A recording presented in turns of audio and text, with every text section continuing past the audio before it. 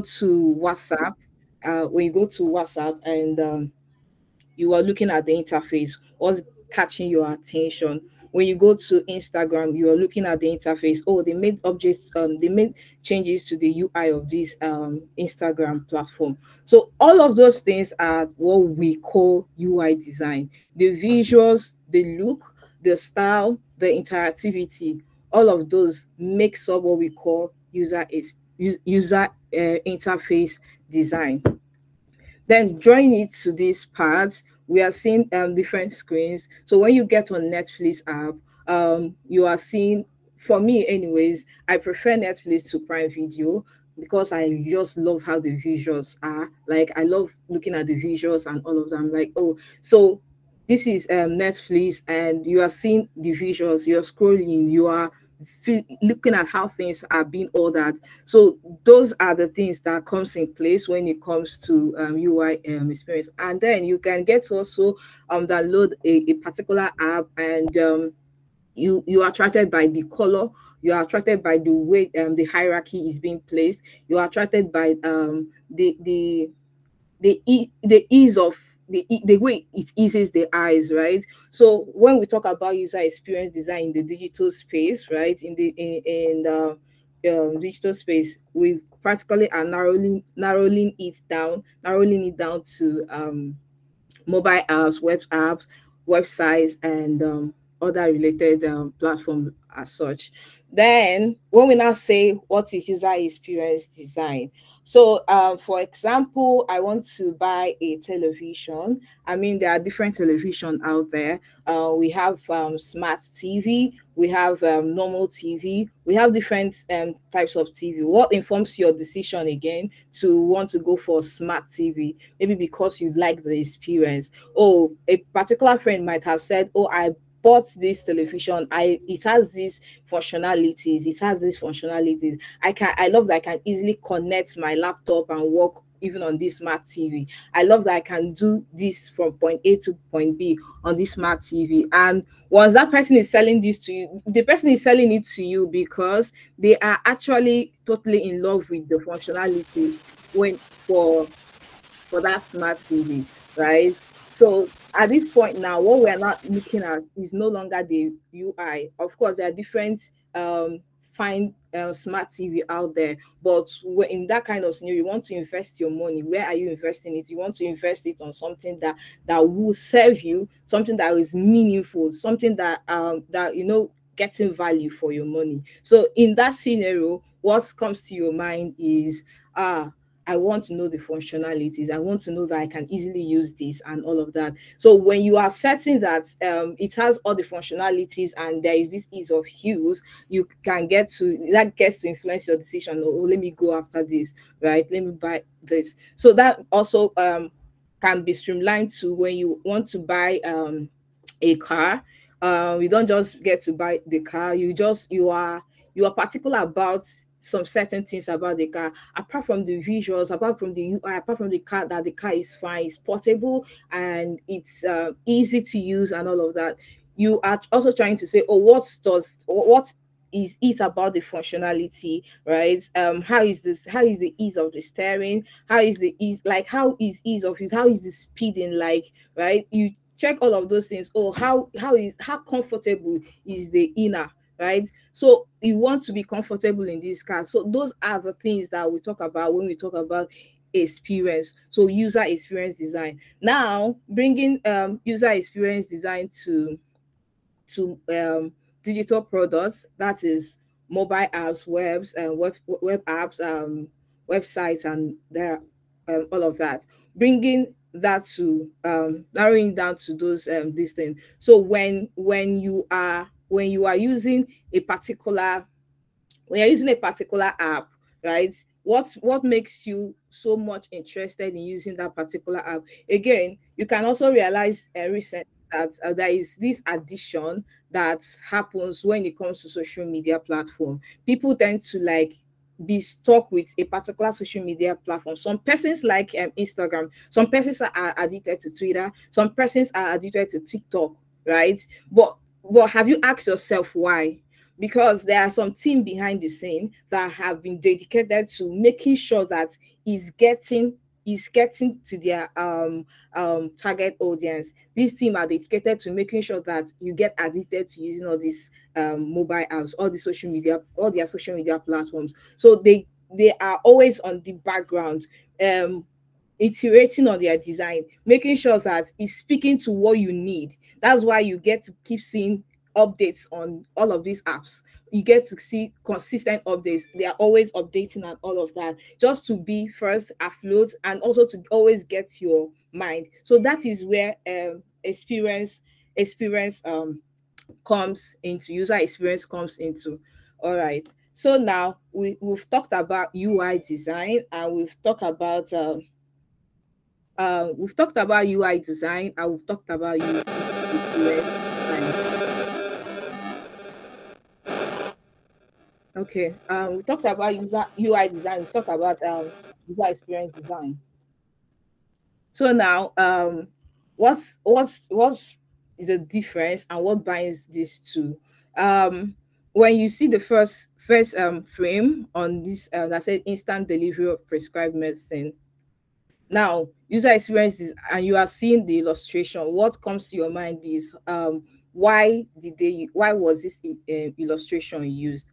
So user experience design asks a lot of why questions. There must be a reason for any decision made when it comes to designing products. There must be a reason why you want to shift this button. There must be a reason why you want to change the positioning of things. You don't come to an app or as a designer and change things. No, there must be an informed reason why you change the login. You are switching create accounts and login accounts. You are switching. So now, why did they use this illustration, and what informed their decision? So that means that when it comes to user experience design, a lot of things are coming into the picture. Oh, I want, if my user sees this first app, this onboarding app, I want them to know what it is saying already, even before communicating. I want it to communicate what is happening here even before reading what we already have. So as a layman, if I'm seeing this and I'm seeing the cross and the red box and a person driving, it's already passing health. It's already passing delivery. So then reading this also portrays that point. And then the UI is of course making it very beautiful in the eyes, making me love it, right? Love it, like enjoy it. So then the user experience is communicating what it is intended to communicate. And let's screen, we are having male, female. So why are you using an illustration or illustrations here to say male and female? Why don't you have like a field where there is a drop down, you can say male, female? Why can't I just have a click and say male, female? Why am I having an illustration here trying to explain that? So now this is where what comes to mind is, who are your target audience? So there are a lot of things that you have to consider when it comes to user experience design. Who are your target audience? Are they classic audience? Are they people that are not so tech savvy? So now the designer here, what the designer here might have done, or why the designer here might have chosen this approach, maybe one from what I'm seeing, maybe one, I want my users that when they come on this particular page, they don't have to double click, they don't have to click twice to take that action. Once they see female, even without reading female, they already know that what this is saying is female. And when they see male, and even without reading, they already know that it's male, and they just click and move on, like click and the action is done, right?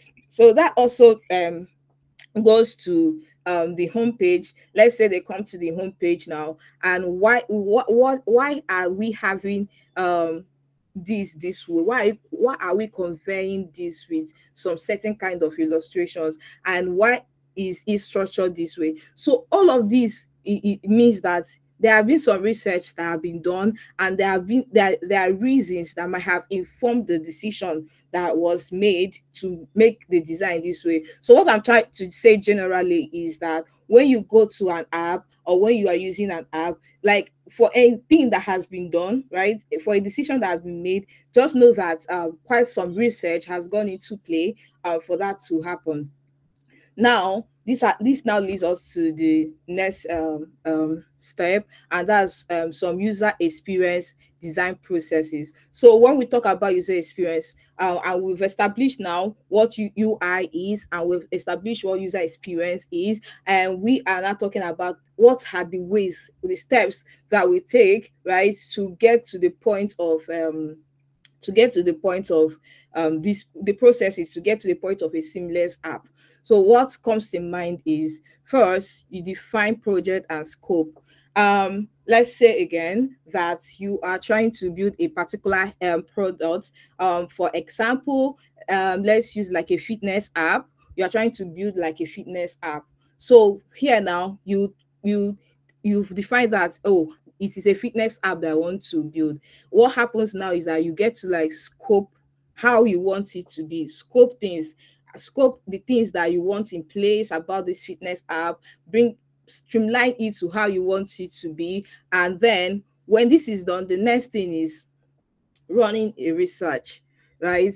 Research is extremely important when it comes to user experience. You want to understand how people out there, like how they reason. And first, you are building a like we are citing with example of fitness app. You are building a fitness app, and then you've scoped out everything the way you want to go about it. Then how are you going to run your research? How are you going about your research? Do you intend to like carry out different form of research, that is speaking with users, that's user research? Or do you want to create a questionnaire and get feedback? And or do you want to like even go physically one-on-one, card sorting? There are different forms of research, so it depends on what you're looking at, one, and two, your target audience influences your decision when it comes to user research. I would also say that when it comes to user research, if you are designing a fitness app, maybe there are other people out there that might have done a similar thing. You might want to also look into what have been done. Okay, so I'm trying to design what is already in the market, and this is a scenario where you are designing something that is out there. So I want to design something that is already in the market. How do I go about this? How do I stand out? Being that there are a lot of people, there are a lot of apps or a lot of things related to this. How do I stand out? These are the kind of questions you might want to ask yourself, right? As a designer, as a product owner, and all of that. So how do I stand out? What is it that people need that will make my own products stand out? You can agree with me that there are a lot of fintech apps, right? And a lot of people are using different it's like a wide competition out there. So it's very, very important when you're running your research that you also do like a competitive analysis, where you are bringing A, you are bringing B, you are bringing C, you are bringing all of these, and trying to know how you can stand out and what you can do better than what is already existing.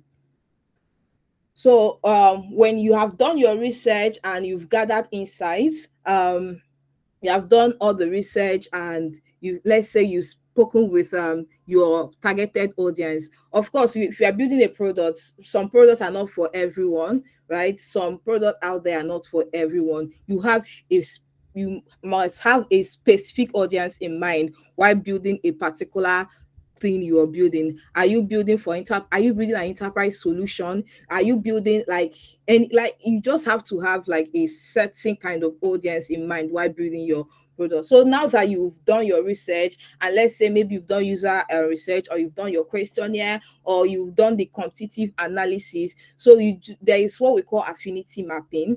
And at this point, what happens is that you can do it virtually, you can do it physically. So you have to like a sticky note, right? You get a sticky note where first before I move on, when it comes to also user research, that's user interview research, there is also a pattern where you get to like three man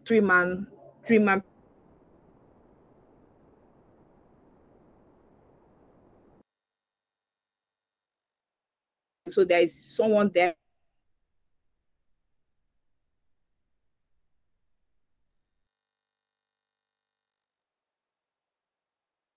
and here you take out the thematic clusters. And what do I mean by this?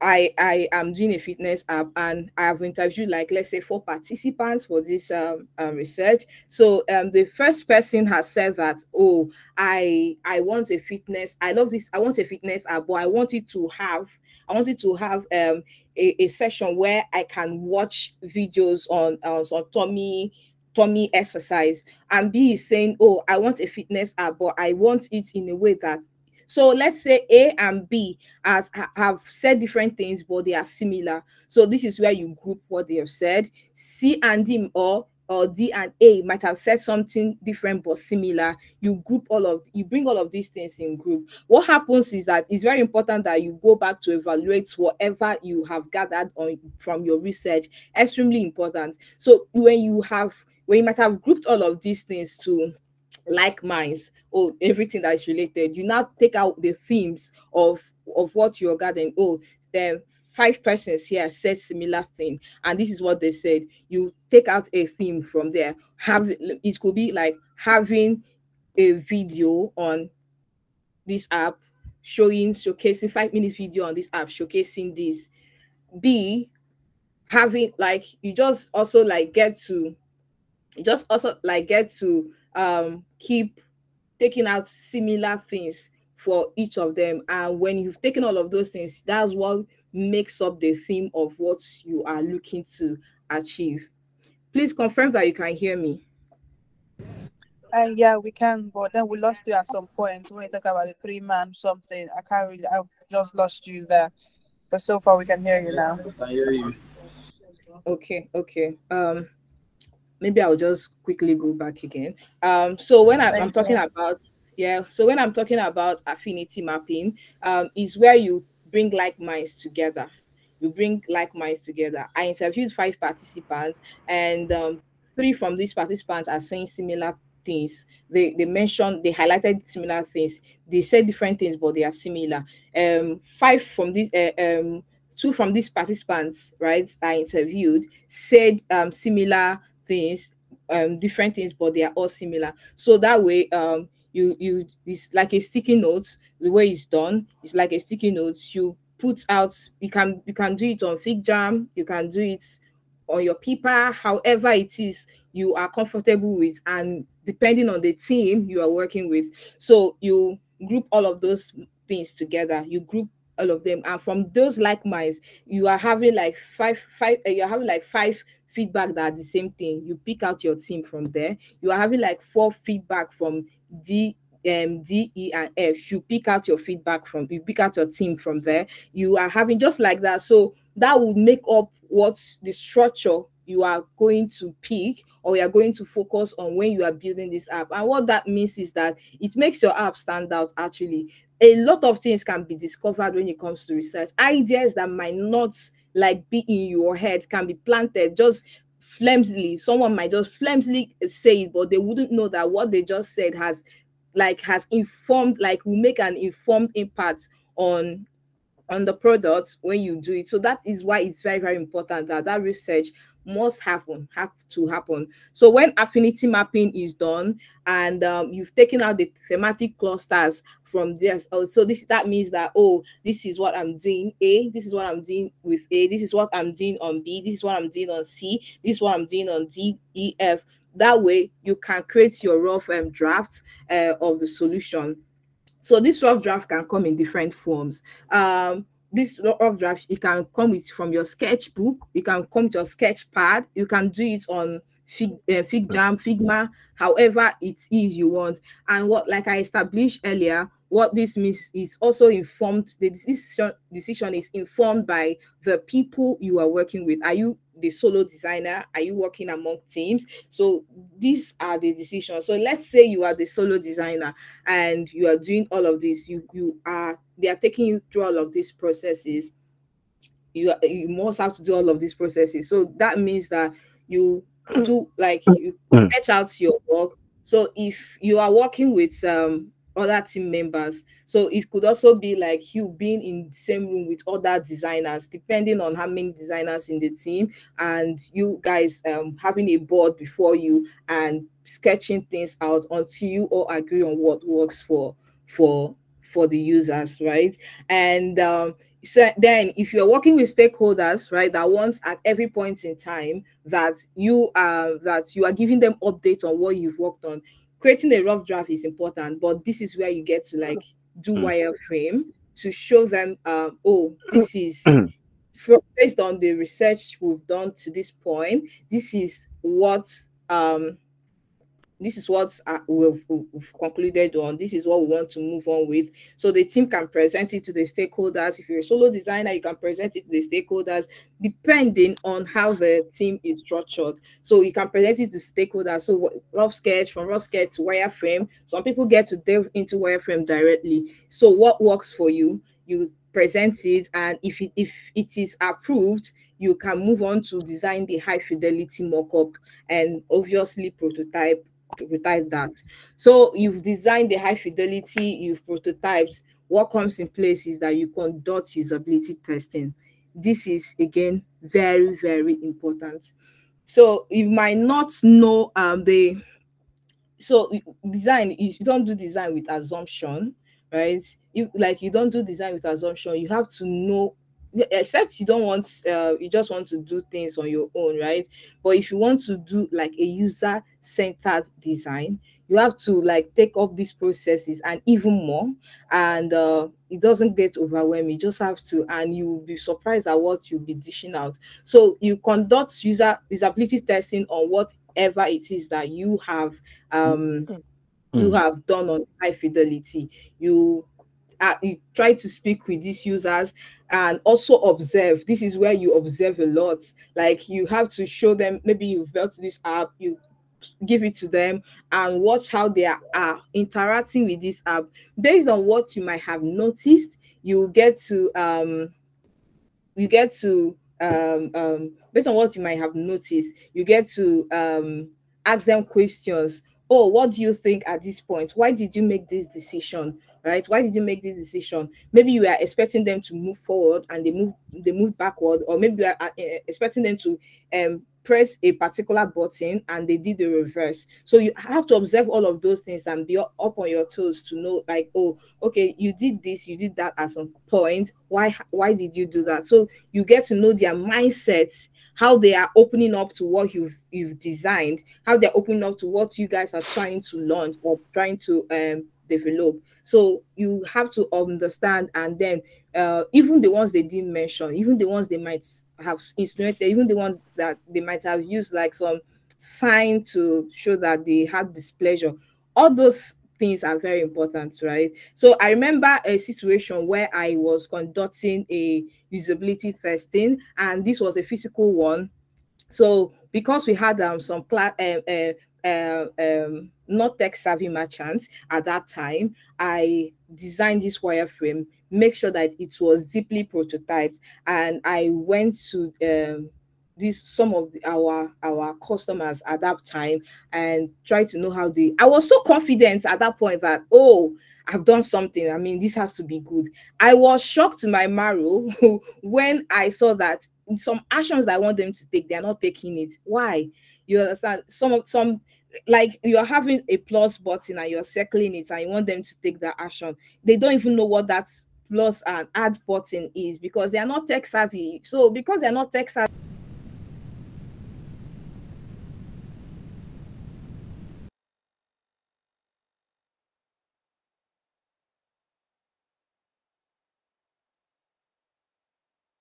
Hi, Confidence. We can't hear you if you're speaking. Yes, I can hear you. Oh my god. I just realized that I was muted. Oh, so sorry. Please, Okay. please, at what point did you guys stop hearing me? So you're talking When you about the were tech saying savvy, because people not being tech savvy, you're during a particular research or product testing. Okay. So sorry about that. I think someone mistakenly muted me. So let me go back to my slide. So I was saying that I conducted a certain research, and leading me that these merchants or these people that want to test it would understand everything, because when you have gone out of your way to do, that's what you come mad as. So I took this to the merchants, but the actions that I needed them to take, they were not taking it. They were not even understanding it. I was frustrated. I was like, wow. I discovered a lot of things that made me come back and had a rethink of what I just designed, right? So why didn't you do this? Oh, is it what this button is about? Oh, I didn't even know. Oh, like, so it made me to know that some of these things, if there is a need to have a back, you can associate it with an arrow button to explain to them that this means back, right? And if there is a need to have some things, you can bring images, you can bring arrows, you can bring things that would make them understand. So what that means is that knowing your target market, knowing your target audience, knowing people, your users, people you're designing for, is very, very important. Please, at any point you're not hearing me, just tell me so I All confirm right. that. Yeah. All right. Thank you We for hear Okay. that. you. And Yes, to add welcome. to that, please, guys, if it's not I now, it's can not hear the you. time for us to use the mic. So kindly all mute yourselves. The time to speak will come. So please let's all mute our mics and let our guest speaker educate us. Then, of course, there's going to be time for Q&A. Thank you, please. All right. So you've done usability testing and you've observed quite a lot of things. And what comes in place is that you make iterations on what you have designed based on those feedback you got from your usability testing. When this is done, you can perform design handoff. Okay, now I will explain. You can be a solo designer, you can be working with other designers, you can be also working with developers, you can be working with different people. So all of this informs how you guys want to do the design handoff.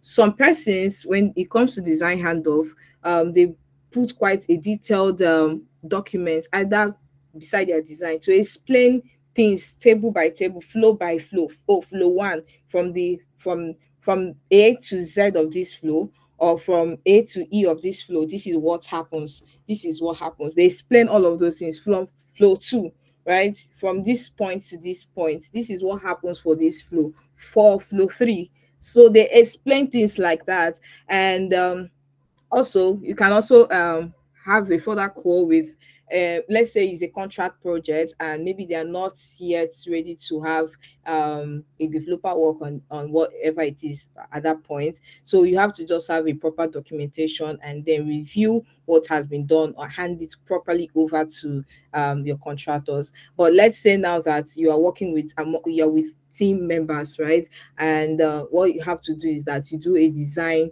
review where you walk through what you've done to the developers, and they get to ask abundant question. Like, this is where they can ask and ask away, and this is not like a street rule. So some teams also have developers from the onset know about what we are trying to do, read about it, understand it, and then even put them alongside with this, so that when you design, you are also not designing what would be unimaginably difficult to develop. So when you perform design handoff, either by having calls with these developers, with the stakeholders to properly hand this off, or you are documenting it in ways that your team can effectively communicate. So however that happens, that's a design handoff.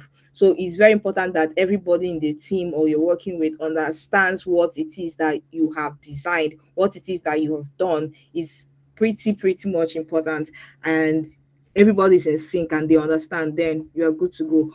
Of course, you are good to go, but you can always be drawn back. Oh, we encountered this issue, we encountered that issue. How can we severe this particular? So it's always like you now working hand in hand, even though you might have hand off to the developers with the Breaking up. developers. So now, let's say that you've done the design and all of that, you've handed off and it has been developed. The next thing is to launch your product.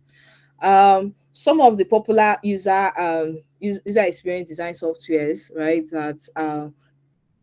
that is out there, that is in our faces, Figma, Sketch, Adobe SD. So as of 2020, when you say you're a designer, you are a user experience designer, and you say you use Adobe SD, obviously you will get a job with that. And even as at that time, if you say oh, I use Sketch to design, even as 2021, you will obviously get a job with that. But recently, it just feels like Figma is outshining everything. So if you want to learn design, from my own recommendation, I would say go with Figma. Of course, there are other design softwares out there, but what can give you that industry work you're looking at? Use Figma to learn, and then if you want to add more knowledge, you can learn more of other design softwares you can use to design.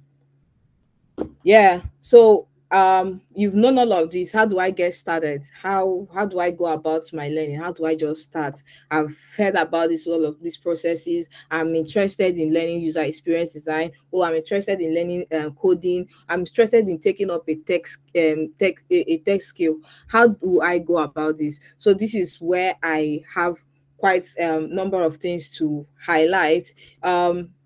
Over time, people tend to jump from one to another. The next 1 month you are trying to be a product manager, then it's not working for you. You're having blockers, you're experiencing difficulties, and then you just stop. The next minute you're jumping into learning coding and you are having difficulties, and you're having blockers, it's not just working, and you just stop. The next minute you're jumping into learn user experience design and all of that. So this is where I really tend to advise people that it is important, very, very important, that you have a introspection of what you actually want.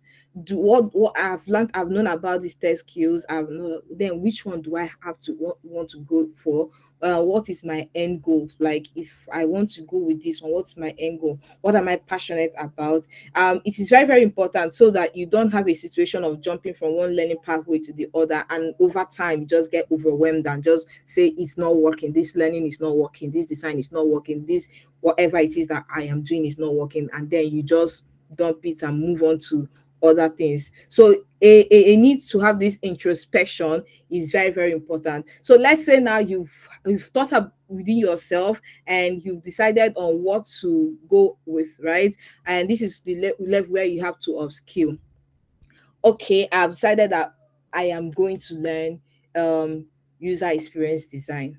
So now I'll talk about myself here. When I was learning um user experience design on my own, it was it was, let's say, 20%. The progress was 20%, right? For what works for me, it was 20%. But when I identified with a boot camp, right, I literally went from 20% to 100%, and it was really massive. The growth was massive. So what am I trying to say? You know what works for you, you know how you learn faster. Do you want to only streamline your learning with online resources? Do you want to streamline your learning with identifying with maybe a community where you encourage each other? Do you want to join a boot camp? However it is that works for you, but decide how you learn, how you're comfortable learning, and how you learn so fast, right? So whatever you decide, you just strictly adhere to it and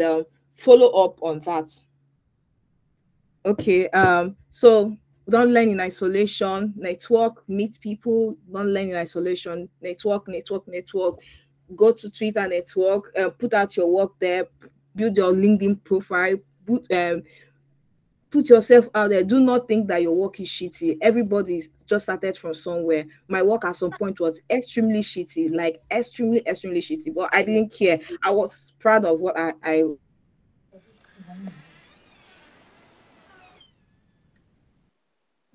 grow from each other. And when you might have gotten maybe the entry level role, the internship or whatever, please don't stop learning. Keep refining yourself. because it's a fast-paced industry, and if you just say you've gotten there and stop, it's almost like the trend will move past you. So keep refining yourself always, and always try to keep showing up for yourself too. All right. Thank you, guys. I think this is the point now we take question. All right, thank you so very much for that confidence, guys. Let's clap for her. Let's tap on the clapping emoji. I mean, she deserves all the accolades that there can be. So, guys, do be mute. All right, we'll take questions shortly. We'll take questions shortly, guys. Thank you. Just please stay muted. I'll of course give that room to take questions right after now. So before we keep going, just to of course highlight some of the things Elise, sorry, Confidence has educated us on as regards to Jupiter Academy as well. So you may probably be wondering, okay, so where do I get to learn all of these things Confidence has said? Like, how do I get to learn about Figma? How do I get to learn about user research, user testing, and all of that, right? Of course, you don't have any cost to worry. We've got you covered at Jupiter Academy, right? Where you get to enroll and then get certified, right? So we're like a certified training institution where you get to, of course, be that best UI UX designer that they can be that product manager or any course at all, right? But of course, our focus today is UI UX design, right? So we, of course, help you get a mentor while taking a course with us. You have mentors available. You have like-minded course mates, like-minded what's it called, accountability partners, people that of course can hold you accountable. Like, oh, high confidence. You've not done your assignment. What's taking too long? Oh, are you understanding this? We have all of these people in place for you, right? And of course, our certificates are recognized internationally. So don't just say, oh, if I take this course, it's just Nigeria, they will recognize it, or it's just Ghana, they recognize it. No, it's recognized everywhere. Be you Germany, be you in the UK, be you in the US, it's recognized everywhere. So far, it's on the planet Earth, right? So yeah, that's pretty much it. So of course, we get to have a UI UX design mastery. You get to understand what what UX is, the roles and responsibility of UI UX designers. You get to learn UX research, competitors research, creating user profiles. You get to learn wireframing, user testing, basic UI principles, typography, icons, fonts to use as a designer to create that appealing aesthetic design, right? Aesthetic product. You get to learn all these things with us, right? And guys, can you mute your mics? Thank you. Hardy, okay, thank you. So sorry about that, guys. So of course, the program runs for 8 weeks, fully online, in full online intensive course, 100% virtual, with Saturday having to have live classes. So all live classes happens on Saturdays, right? 80 minutes session per class. So take for example this Saturday you get an 90 minutes, next Saturday you get another 90 minutes, right? And of course certificate recognized everywhere. You get to work on practical examples, case studies, and assignments. Heidi, can you please mute your mic or we get to take you off this call? Thank you.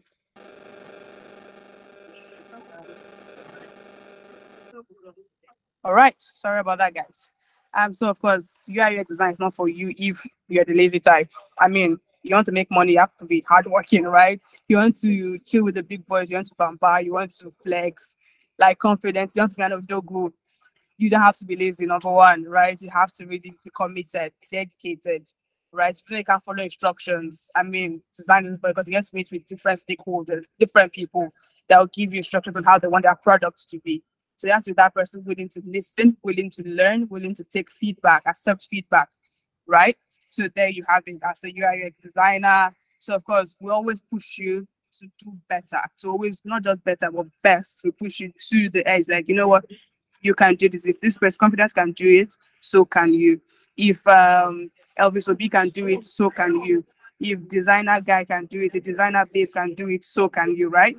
So always give yourself that ginger, that morale. So for course, your week one, you get to learn life in the UI UX designer. You get to learn what is UI UX design, how to become a UI UX designer. You get to learn all of that in week one once you start taking your course with us. In week two, you get to learn UX research introduction, competitor UX research, UX personas or UX profiles, wireframing, user testing. That's where you got to do your A/B testing, usability test, amongst others. In your week three, you get to work on basic UI principles, color, your icons, your fonts, your typography, design patterns, right? And then your week 4, you get to learn, okay, advanced Figma features, layout, variants, and components. And then for your week 5, you get to learn Figma prototyping, style guide versus design systems. Week 6 and 7, this is where there's work. Again, you get to work on projects, right? Students get to work on projects, applying all of what they've learned into real time, of course, project, real time work. You get to have reviews, presentations done, resources shared, more resources shared for you to work on, podcast amongst others, YouTube channels will be shared, of course, with you guys. And then come week 8, there's the portfolio building session, there's the CV revamp session, there's you landing your first job, there's freelancing as well, right? So for example, one of our recent graduates just got an internship right after he finishes on the 8th week. The following week, he got an internship. I can't remember the company now. I have to confirm that from my colleague. But he got an internship. No jokes at all. This is real. I think we're going to even have one of them on the call, or I think we had one of them on the call at the main room earlier. Give a speech. I can't really say, but that happened, right? So guys, it's all evidence. You can look us up on LinkedIn, on Twitter, on Facebook, on Instagram, see the student reviews, the student testimonials, right? What they're saying about us. So there's that. So once again, 8 weeks, fully online, fully virtual. Of course, anyone you guys get, that's pretty much it, right? Internationally recognized certificate, CPD accredited.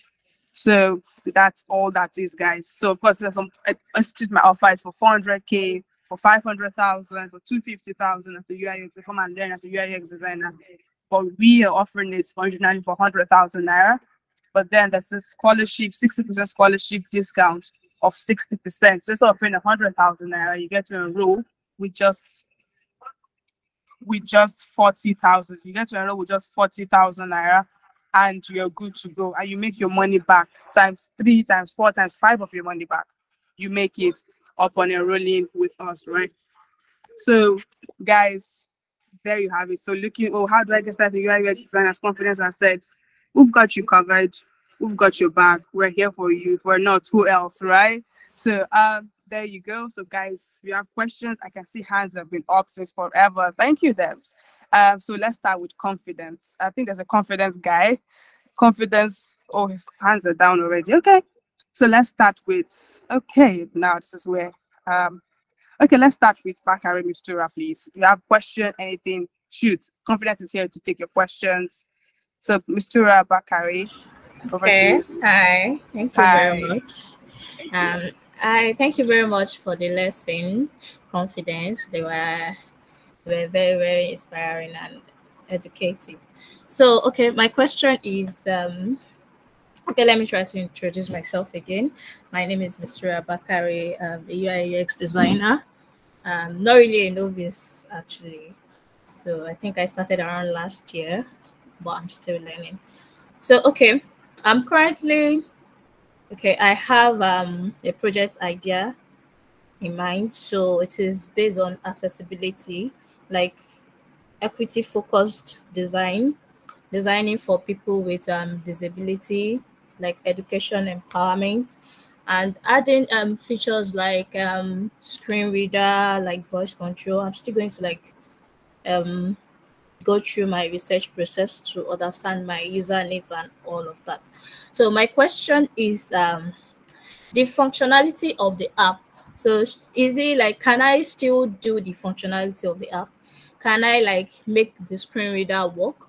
Or do I have to present my work, my whole project idea as a case study in my portfolio? Thank you. If I get you right, you're trying to build the design for accessibility for some certain kind of audience, right? Yes. And so that way you're asking yourself, when you are presenting it in your portfolio, are you going to explain about the voice recording and all of that? Is that your question? Yeah, I'm asking if I can actually do the functionality of the app, of the mobile app or the website, like make the screen record and the voice control, make everything work, or it is just best for me to present my work as a case study in my portfolio and explain all the features and why it is there and everything? If you can, do it. If you can, do the video recording, do it, because what you're trying to solve requires that you show that. So if you can, do it. But if you can't, right, let it be that whoever that is reading your portfolio or whoever that is reading your case study, right, is seeing how thoughtful you have designed these things out in a way that is capturing your targeted audience in mind. So you have to be quite elaborate, detailed if you can't, right? So however you want to go about it, do, but make sure that whoever that is reading it is clearly seeing how thoughtful, right, about the product or the problem you're trying to solve, how you went about it and how you profiled solution to it. All right, thank you very much. That answered my question. Thank you. All right. Any question? If you have any question, just unmute. Okay, good afternoon. Can you hear me? Yeah, Yeah. Okay. I can hear you. Okay, let me quickly introduce myself. My name is Ario Benedict, and I joined this meeting from Lokoja. I just, okay, sorry, Precious, right? Or is it Precious or Confidence? Confidence is her name. Okay, Confidence. Thank you. So thank you for the wonderful presentation. Although something happened and I joined a little bit late.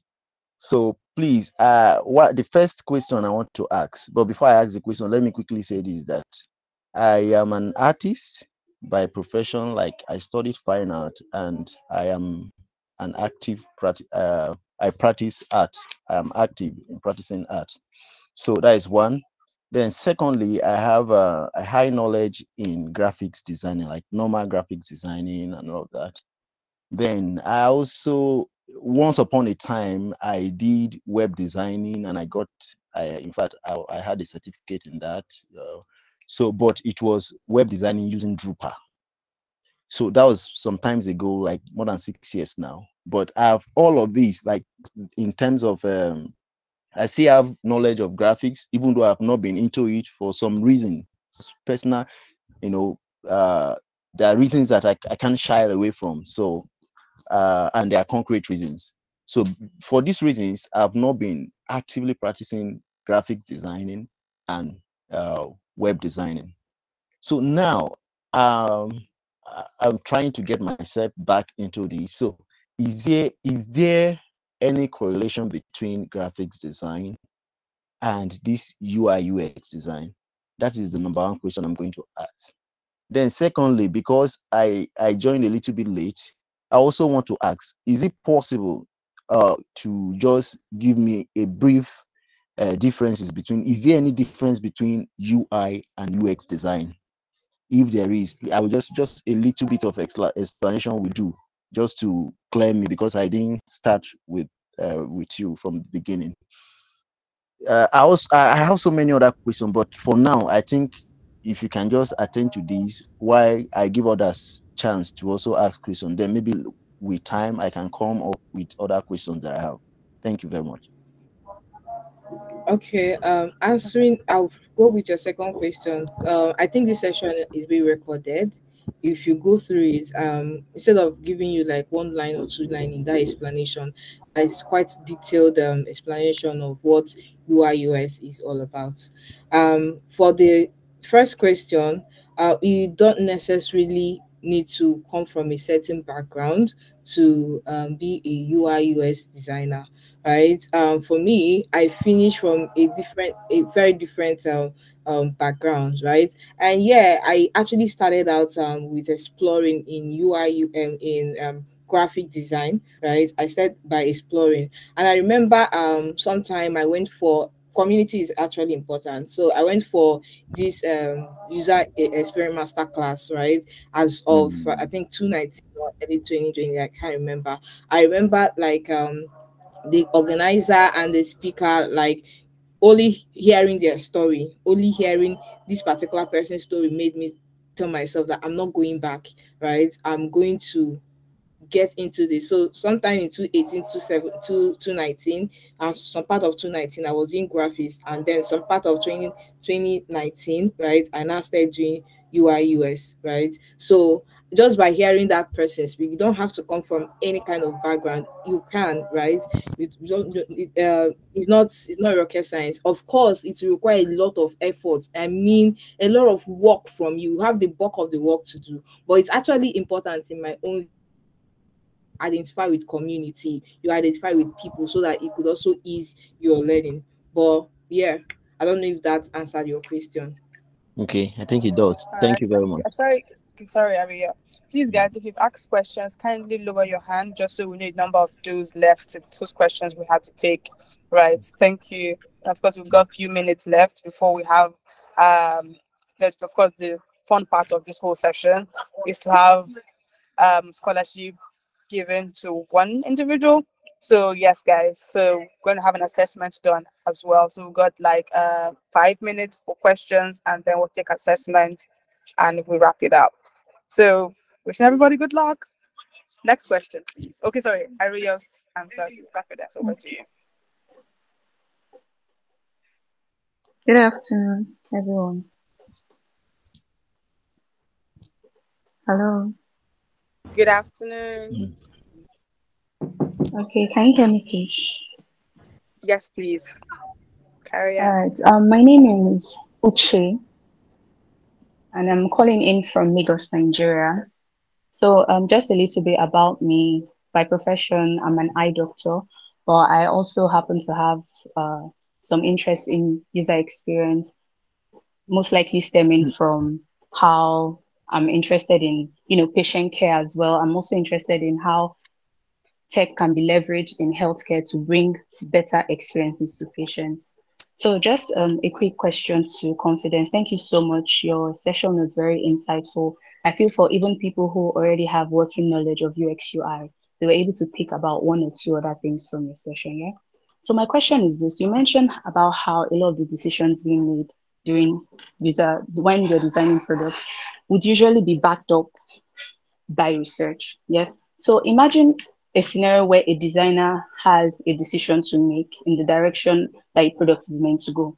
So what suggestions do you have for one, backing up that decision to say stakeholders? So, usually stakeholders would have like, especially like business owners, they would have maybe particular interest. They don't want to spend past this amount of money, or they want the product to be ready by this certain time. And then maybe your research or your knowledge as a user experience designer is giving a different thing. So what do you suggest is the best way to go about resolving that conflict and convincing the business owners to maybe free up some more money or free up some more time to carry out um more research, or just do something that is in favor of doing a better product, when the business owner might just want like a fast product or a product that would take very little money to build?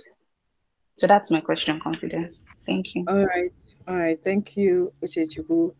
I know that when it comes to the loggerhead between stakeholders and what they need, like, is really very something that is just there, and in the end, you just have to like maybe bow. But at this point, what I'm trying to say now is, I am an advocate of excellent work, right? When people know that what you are telling them, you are putting in, you are doing your excellent work, right? And when you've done all the research, you've come up with concrete data that says this is what we want, and you've shown your passion, right, and try to convince them in a certain way, and maybe they don't want, and at that point, obviously there is nothing you can do about it, but you have to also make them understand the cons, right? The cons to whatever decision that they might be taking, so that when it happens, this is person is giving you like a professional advice, and things that this is what would obviously be done. So because you know that you are good at this, and when you give this kind of advice, that they tend to, if they don't listen, it might fall back on them. So because they believe so much in you, they can also listen to you. But if you are the type that you're not giving that excellent work and you are suggesting this, they might not really take you serious, right? But if you are putting in the excellent work and you're giving your professional advice, in the long run they want to do whatever it is that they think, by all means, is you don't have, there's nothing again you can do when you've stated all those facts, but you just have to establish that this is your stand, right? And that's that. All right, All thank right, you. thank you very much. Gloria.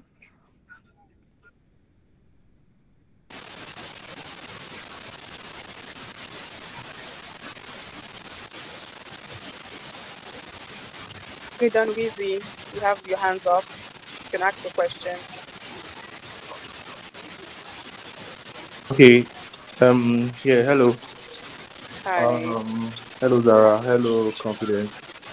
Yeah. First of all, I'd just like to start by saying a big thank you for like the amazing session. I really learned a lot, and it just ignited back that excitement I had about UIUX. You know, learning it and all that. So, as sorry, there's a kind of noise. I don't know in the background. Yeah, Gloria, can you Somebody's mic please is on. mute your mic? Thank you. Okay. Okay. Yeah. So, yeah. I'm not a novice in UI UX actually, even though I've not even gotten like experience yet in it, but I've been learning from like last year. Yeah.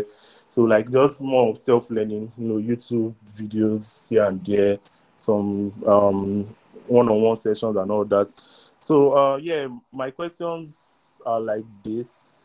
The first question I have is, most of the UI UX, most of the UI UX jobs applications I've been seeing, most of them are asking for like CV. And initially, I thought like UI UX was more of like, what can you showcase, based on like your portfolio and your body of work and all that. So I was now like trying to ask like the CVs now, how is it possible for someone to like get something out there to review as a CV? Because initially, people that are just beginners or starters like me, we don't have any experience or much. So like what would be that, what will encompass in that CV, that we will have to like submit? And then my second question is basically around case study building. Yeah, I don't it's because me, I've like been working on my first project for a while now, and to be honest, it's taking more than forever because I don't know, case studies from way back in school when I was even doing my own final year projects. Case studies, I've always been running away from all those kind of things. So coming into it now and having to do them is kind of difficult for me because I'm just like trying to know what are the things that encompasses like a solid case study, like what is the structure to go. They must have, maybe nice to have and things like that, and just how to make a proper case study. So the first question, like CV building now for like product designer or UI UX designer, how can somebody go about it as a beginner? And then the second question is like, what are the solid decent structure of a case study that someone should follow through in order to make good case studies? So those are just the two questions I have. All right. Thank you for your questions. So how do I structure my CV as a beginner? Um, of course, at every point in time, we are once beginners, right? And to answer that question, what that means is that you might have had what projects you've done, whether it's a play project you've done, for the fact that you did a thought, there was a thought process towards it, and there was intentionality when you were designing whatever it is, right? Use it, right? You can you necessarily do not have to say I've worked here, I've worked there, right? Yeah, Jupiter Academy right now. So because on my own time I didn't have any thing to showcase, that says that I have worked in a certain company. So I used the company I worked, I was interning, let's just say interning. They were teaching, and as well as interning, I used them as my as a startup, right? To say that, oh, I've done this. But what it means is that if you're starting, just put up the work you've done. projects, just put up only the projects you've worked on. And then if you went through a boot camp, put that you went through a boot camp for the so period. Like, there's a way you structure it. And another thing I would say, if you're a beginner, because you know there is not much thing in your CV, right? Put yourself, just like me, I've not, like, the works I've done so far, I didn't apply for any of them. Is me putting out my work and then reaching out to me, and then we start interview process and I get in. So you just, I'm an advocate of putting your work out there over CV. So when they see the quality of things you are doing, they just reach out to you. I have someone recently that just like on LinkedIn, a lot of people apply for this particular job, but she didn't apply for it. They jumped all of those people that applied for that role and reached out to someone that didn't apply for it and say, we want you on this team, we want you to work on this. We want, like, they were just willing to have that person because they've over time seen the work, the kind of work, the quality of work she has been putting out, right? So don't dwell on, I don't have experience, what do I put on my CV? Dwell on the value you are bringing. So when you know that you are bringing value, I don't know the kind of boldness I had at that time. When you know that you are bringing value, I used to say, oh, if they reject me, is their loss. I even go as far as then applying for positions that requires 3 years of experience. Where am I getting that from? Test me, let's get on the call. If you hear me and hear the kind of value I'm bringing, so it depends on your decision. But I'm ready to convince you that I can do this work. I'm not pleading, but I'm ready to convince you that I can do this work. So just do your own bit, right? Don't dwell on, I don't have experience. Dwell on, I want people to know me, I want people to see me, I want, when my name appears, they should know me on this particular level and all of that. So when we're talking about the part of your case study, in the past, if you ask me this, I would have just say, define the problem, define this, define that. No, in fact, I've narrowed down the writing of case study to be extremely minimal. What's important is that you are telling me this is the problem you are trying to solve, or you're solving. This is how you went about this particular problem that you're solving, and this is the solution you came up with, and this is the impact of what you've done, right? The impact is very important. So it doesn't have to be you don't necessarily have to put everything just to show that you've done all of this. What's important that, oh, there is a problem, this is how I went about this problem, and this is the solution I brought up, and this is the impact. If you have data to back that impact, show it. This is the impact of the work I've done. That's all. So don't make, because I know case study can be very overwhelming, don't make it don't put so much it's hard to it. Put flexibility to it, and then you are good to go. Thank you so much, Confidence. So sorry, guys. For those of you that still ask questions, we're so sorry. We can't take questions anymore. I've spent past the time we ought to have spent on this call. So Confidence will drop in a link for an assessment to be done. So Confidence, please, you can drop the link on the chat icon if you have it. Just so, yeah, thank you guys so very much, and apologies for not taking the questions. And for most of us requesting for recordings, we'll have the recordings of this call sent to your respective emails, right? We'll have them sent to your email. So don't feel worried or start panicking like, oh my God, I've missed a lot. What do I do? Where do I get to learn this again? You have the recordings that will be sent to you guys. So, I mean, that's what we're here for, right? That's why we're Jupiter Academy. It's what makes us Jupiter Academy, right? Okay, so, moving on, we're going to have an assessment link sent, and then we just take it from there. So Confidence has dropped a link right now. So the fastest finger to get the answer right, you know what's in for you. Yeah, thank you, Abiodun. Thank you guys so very much. It's so good to have all of you on this call. Confidence, thank you for educating us so well, sharing so many insightful points.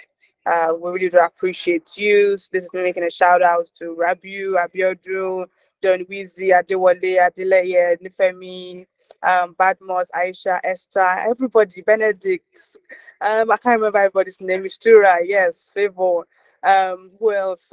Pearl, everybody. You know what? All of you, thank you guys so very much. I can't say thank you to everybody enough.